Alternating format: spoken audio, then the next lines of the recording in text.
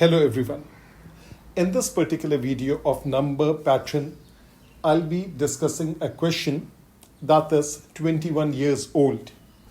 And this question over this era has not lost its significance. Let's look at the question first. This is technically half of the question. What you see is that there are 5 columns and the number of columns are not increasing. So the number of columns are fixed. The numbers in the first row are ranging from 2, 3, 4, 5, 6, simple numbers, starting with 2, increasing by 1. Next row, 7, 8, 9, 10, 11, and so on. So we see that along the row, along the column, if I say, in a particular row, the numbers are increasing by 1 unit. But if I compare a number and the number below it in a particular column, for example, C1, the numbers are increasing by 5. Now down below, there is a row N and the numbers are K and X in that particular one, and row N plus 1 and the numbers are Y and Z in that particular row. Now it says it is noticed that the product 2 into 8. Now look at the very first 2 columns. You see a 2, you see a 8. And 3 into 7 is equals to 21. They both lie in column C5. So 2 into 8 is 16. 3 into 7 is 21. They both lie in column C5. And now what is it asking? It's going to ask that we write for row 5 that I am asking from my behalf. If I write for row 5, that would be 22, 23, 24, 25, 26. I'm just making a pattern. And another row, row 6, 27, 28, 29, 30, and 31. Now, if I look at X is basically 1 more than K because X is the next number after K. If I look at Y, since Y is vertically below K, Y would be K plus 5, and similarly Z would be K plus 6. How did I get Z as K plus 6? The reason being Z is technically X plus 5 because it is down below. So X is already K plus 1. So the working is K plus 1 plus 5. That comes out to be K plus 6. Now it says the real question starts from here. Part A, it's already done on the previous page. Find and simplify xy minus kz. A simple application of algebra. We have x, y, z, everything in terms of k. We multiply them out, xy minus kz. So k plus 1, k plus 5 minus k times k plus 6, and something strange happens.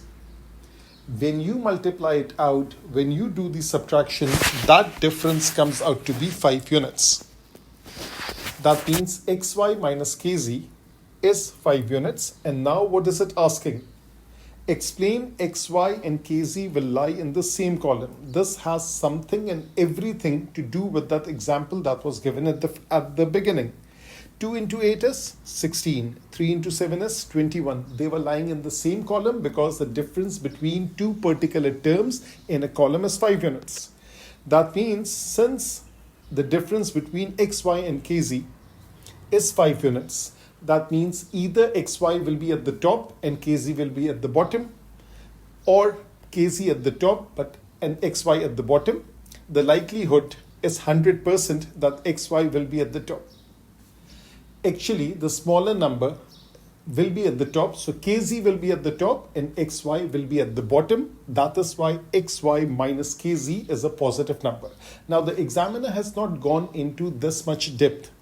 I'm just giving you an idea. They were talking about the difference. So because they are lying in the same column, therefore the difference is 5 units. Let's move on in this question. Now it says it's the same question, and this time I have focused on the particular column. I have labeled the first column in blue. I have labeled the second column in orange. And now what is it asking? What I have done is that I have focused on the second column. Now in the second column, if I look at row 1, I see a 3, row 2 is 8, row 3 is 13, row 4 is 18, row n is k. Now just focus on this particular column, 3, 8, 13, 18, it's going all the way till k. It is an arithmetic progression. What do we mean by the term arithmetic progression? It means that each number is obtained from the previous number by addition of a constant value. We call that constant value as the common difference. If the numbers are increasing, that constant difference is positive. If the numbers are decreasing, that constant difference is negative. That constant difference is always second term minus the first term, third term minus the second term, and so on. It's always a term higher up in the series minus a term below it. So now what is the examiner asking? The examiner is asking, by also expressing the numbers x, y, z in terms of n or otherwise. Sorry, this thing is done. Actually, the examiner is asking the product x, y, and k, z lie in this column. Let me go back a bit. So now the number k is in row n of column C2. This is the part that I missed. First, I'm doing the second part. Find an expression for k in terms of n. Now, this has everything to do with arithmetic progression. First term, second term, third, fourth, and the last term. Tn represents the nth term. If a series consists of n terms, then the last term, the nth term, is defined as, it's written as Tn. So the formula, the terms are, the first term is 3, common difference is 8 minus 3, which is 5, and Tn is a plus n minus 1 into d. So place things where they belong and make Tn the subject. So when I make Tn the subject, that comes out to be 5n minus 2.